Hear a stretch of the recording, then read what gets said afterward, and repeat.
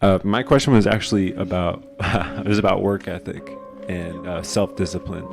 And so for somebody to work as hard as you do, as long as you do, for as long as you have been, I mean, and you don't stop, how can you work to develop a self-discipline that's just untouchable?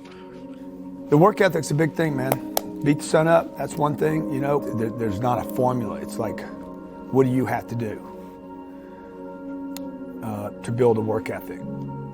Beating the sun up, it's just you'll never feel bad because you beat the sun up.